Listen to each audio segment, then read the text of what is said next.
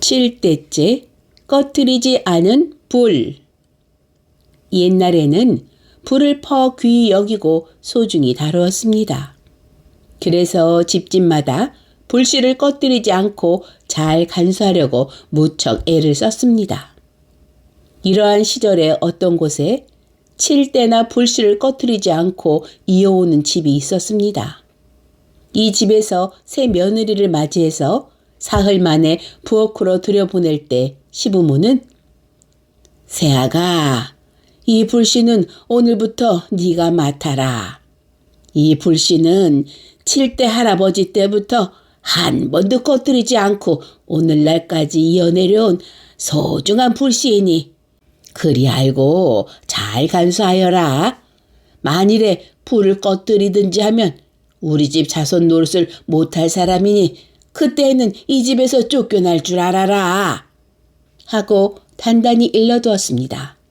며느리는 이 말을 듣고 예, 잘 알아들었습니다. 하고 대답하고는 불씨를 받았습니다. 그리하여 그 불씨를 꺼뜨리지 않으려고 특별히 조심했습니다. 그런데 그 불씨를 이어받은 지 사흘 만에 아침에 일어나 보니 불씨를 담아둔 청동 화로에 재가 헤쳐져 있고 불은 꺼져 있었습니다. 새 며느리는 깜짝 놀라 시아버지한테 가서 그 말을 했습니다. 시아버지는 불이 꺼졌다는 말을 듣고 크게 노하여 에이, 그런 중한불을 꺼뜨렸다니 너는 우리 집 며느리 노릇을 못할 아이다. 에이, 썩 나가거라. 하고 호령호령 하였습니다. 며느리는 제가 조심하고 또 조심했습니다. 다시는 그런 일이 없게 할 터이니 한 번만 용서해 주세요, 아버님. 용서해 달라고 빌고 빌었습니다.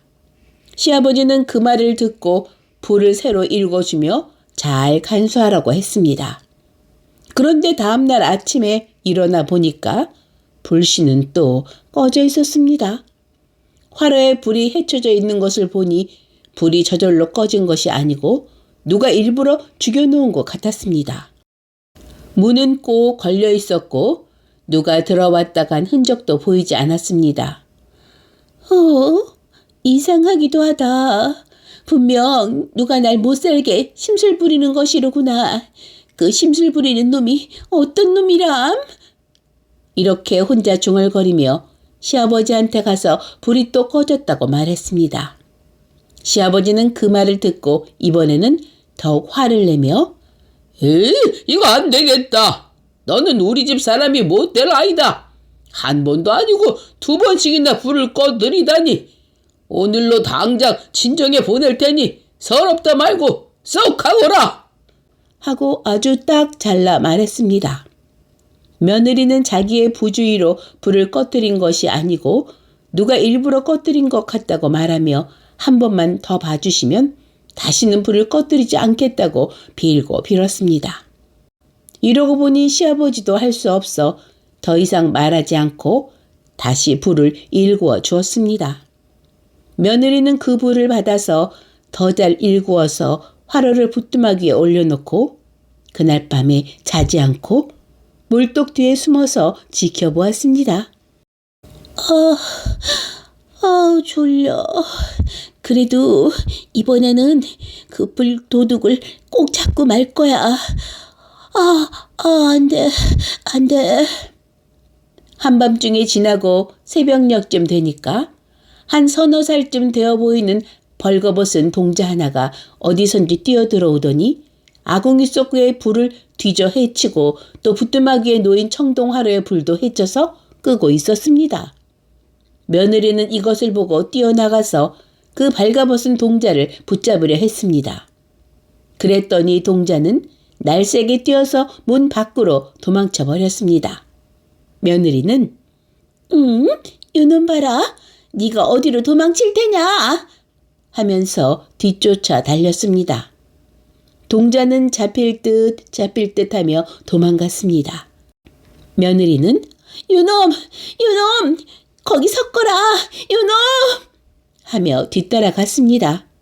그리하여 어느 산꼭대기로 올라갔습니다. 동자는 계속 도망쳐서 날이 훤해질 무렵에야 어느 돌틈의 풀포기 사이로 들어가려 했습니다. 며느리는 얼른 쫓아가서 동자의 머리채를 끌어잡고 꺼냈습니다. 그러고는 분한 마음에 서너 번 땅바닥에 패대기질을 쳤습니다. 그러나 동자는 조그만 상처도 나지 않고 멀쩡하였습니다. 며느리는 이 동자를 꽉 붙잡아 머리에다 이고 되돌아 섰습니다. 7대째 꺼뜨리지 않고 전에 내려오던 소중한 불씨를 꺼뜨린 요사스런 놈이 바로 이놈입니다. 하고 시부모에게 보이고 싶어서 걸음을 재촉하였습니다. 한편 이 집에서는 불씨는 꺼져 있고 며느리는 없어져서 야단법석이었습니다. 사람들을 사방에다 놓아 찾아보았지만 며느리는 아무데도 없었습니다. 시부모는 혹시 범한테 잡혀가지나 않았나 하고 걱정을 하고 있었습니다. 그때 며느리가 무엇을 이고 들어왔습니다. 집안 사람들은 모두 일어나서 며느리를 맞았습니다. 며느리는 머리에 이은 것을 대청 마루에다 획 패대기질을 치고 그만 쓰러졌습니다. 시아버지는 며느리가 대청에다 내어 던진 것을 보고 깜짝 놀랐습니다. 그것은 어린애만한 큰 동삼이었기 때문입니다. 시아버지는 그 동삼을 고이 받쳐들고 큰 방으로 들어가서 상 위에다 잘 모셔놓았습니다. 그러고는 며느리를 방에다 눕히고 몸을 주무른다, 미음을 먹인다 하며 잘 간호하였습니다. 며느리는 한참 만에 깨어났습니다. 그리고 시아버님에게 불씨를 여러 번 꺼뜨려서 죄송하다고 사과했습니다. 시아버지는 며느라가 염려 마라. 이제부터는 불 간수하느라고 애를 쓰지 않아도 좋다. 우리가 지성으로 불씨를 간수하여 7대째나 꺼뜨리지 않고 이어왔기 때문에 하느님이 감동하셔서 이렇게 커다란 동삼을 보내주신 것이다. 라고 말하며 며느리를 위로했습니다. 그리고 무슨 일이든지 정성스럽게 지성을 다하면 하나님이 뜻하지 않는 복을 주신다는 이야기를 여러 가지로 들려주며 이제부터는 다른 일도 지성껏 하여야 한다는 말을 했습니다. 그 뒤 시아버지는 이 동삼을 서울로 가지고 가서 팔았습니다. 동삼은 엄청나게 큰 귀한 것이라 퍽 많은 값을 받아서 이 집은 더 큰 부자가 되었답니다.